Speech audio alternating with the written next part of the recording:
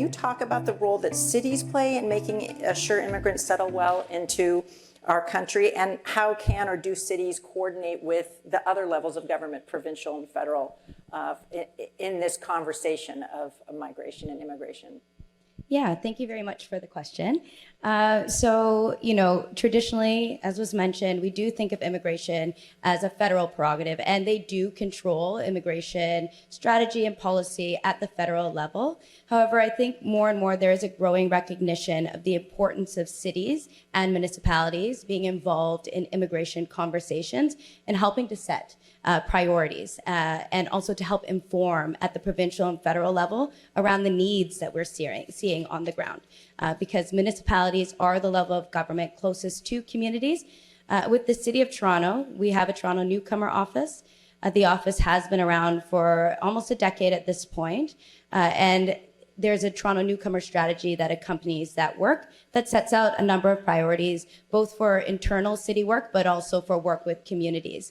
In Toronto, we have a strong network of settlement organizations. They are primarily funded by the federal government, but the City of Toronto works with local immigration partnerships and with these collectives of newcomer serving agencies to try to facilitate better access to city services for newcomers and to help with their settlement and integration process.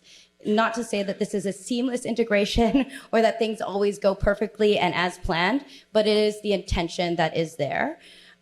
We also have a number of other strategies connected to newcomer settlement at the city. So there's the Access to policy for undocumented Torontonians to ensure access to municipal services and supports.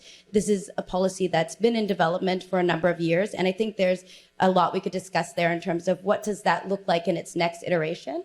Or how could we improve that policy to ensure that all of the communities that need to access it know of it and are able to still successfully access city services.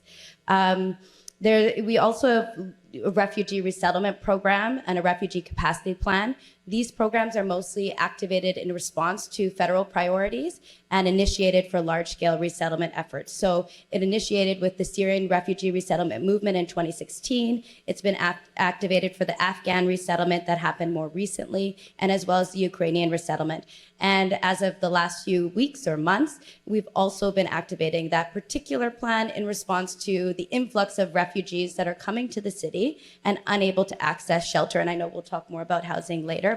But in terms of thinking of women in the context of migration, let's start by saying that immigration is a gendered process, which means that immigrant women or women in the process of migration, settlement, resettlement is impacted differently than men. So as an immigrant woman myself, when I came, there was the caring responsibility and family roles and dynamics. And when we think of migration policy, it's really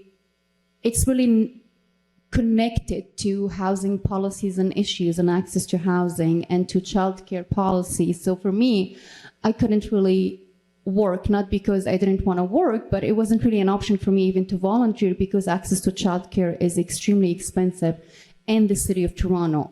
And back then there wasn't really enough programming. Now the policy has changed a little bit and it kind of supports women in terms of access to labor market, but women are often at a disadvantage in that migration process. And when we think of access to labor market, when we think of the kind of jobs, when we think that immigrant women are more heavily represented in the caring economy and jobs that are precarious in nature, access to education, access to childcare, access to money, so many things that really makes the immigration process more difficult and complex, and therefore the settlement journey might be impacted, might be just longer and more complex, and it's not as easier as it would be for other genders, for example. In a lot of ways, I think when it comes to addressing gender-based violence, we have to take an intersectional approach. So as Sarah was mentioning, issues that affect women are very particular. And in the case of LGBT communities, there are queer and trans women who are equally as oppressed. And when we look at why folks are coming to Canada, we're looking at, based on research conducted by Trans Pulse Canada, which I am a co-investigator on, I was the team lead for immigrants, refugees, and newcomers. And what we saw in our research data was that among the reasons that folks, trans and non-binary individuals were coming to Canada were due to fear of persecution in their country. A lot of that is linked to homophobia, transphobia, and sometimes these are sanctioned violence. So the governments in these countries of origins are really oppressing its very citizens, and therefore they're seeking refuge and seeking communities where they can thrive. Beyond that, beyond the discrimination and some of the hate campaigns that's happening globally that's bringing folks here, we're looking at some of the unique experiences in terms of unemployment, despite being qualified for jobs. So employment discrimination does exist here in Canada, but it can be more prevalent in communities that have laws that kind of encourages that type of behavior. So there are a lot of challenges in terms of, why to focus on LGBTQ folks. Well, one, they're one of the most persecuted groups, and that's why a lot of them are coming here to Canada to seek refuge. But then again, there are also a large number of folks who are very, very skilled. And I think that's what's often missed in this discussion when we talk about immigrants. It's not a single identity. There are folks from all races, all skills and capacities, all genders, ages that are migrating to Canada for various reasons. But policies have often just viewed it in a singular way, and that can have implications.